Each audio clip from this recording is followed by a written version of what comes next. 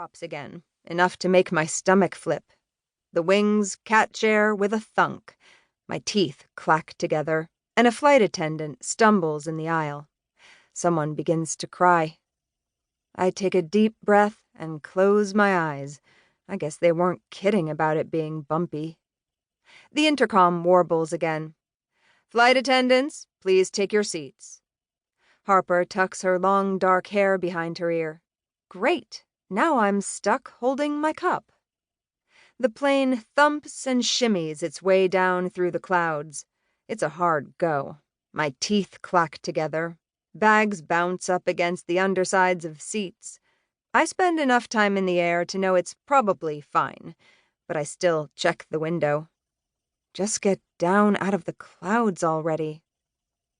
In front of me, that woman is still crying, but I don't blame her now. Almost everyone looks nervous. Well, everyone except Harper. "How long is your layover?" she asks, tucking her lipstick into its cap without spilling a drop of whatever's left of her Diet Coke. 45 minutes, I say as the plane dips right and then rises. Tight. It won't matter in this mess. We'll all be delayed. Then she grins. So, did you think any more about our conversation? Normally, I avoid chit-chat on airplanes at all costs, but before we even took off, Harper pointed out my silver cuff bracelet, a gift from my dad 2 Christmases ago. She recognized the jewelry maker by sight, which brought us to the conversation of metalworking, then modern art, and then painting.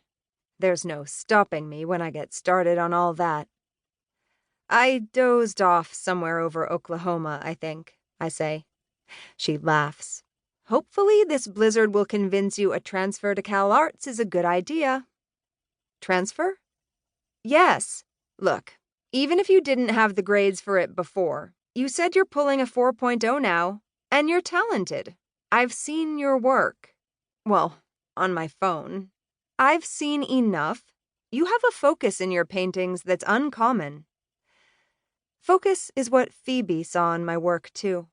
She said I knew how to use color to draw a viewer's eye to the heart of each painting. That's how she convinced me to take the money she offered and to transfer permanently to my super selective and pricey art school that is across the country from Mom. I'd gotten accepted as a junior, but I came home early when Phoebe got sick, and I had no intention of going back, especially with the hefty tuition hike that would affect my senior year. Phoebe wasn't having that. One of the last conversations we had was her trying to convince me to make the move permanent. She'd pressed a check into my hand and held my wrist tight in her thin fingers. Told me she wanted me to go back, and more than that, she wanted me to go senior year, too. Your work has heart, Mira. You have to follow that. It matters. I don't know if that's true, but I wasn't about to argue with my dying aunt. Anyway, Harper says, bringing my attention back to the present, no one is going to care that you're at a community college once they see your work. Community college? I think over our earlier conversation. I showed her photos of my most recent student exhibit, and I admitted I was a little disappointed in my painting instructor. I'm not sure why she thought I was in community college, but a transfer to any college isn't possible because I'm still in high school.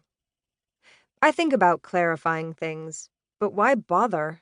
If a random stranger on a plane wants to see me as a college freshman instead of a sick-to-death of high school senior, who cares? I'll think about it, I say. You should, she says. You can text me if you want me to talk to my friend Jude. The plane dips hard left, a wing catching a downdraft. The crying woman screams, but Harper just sighs and asks me for my phone number so she can text me, still balancing her cup precariously in her left hand. I'm a far cry from a fearful flyer, but this girl is unflappable.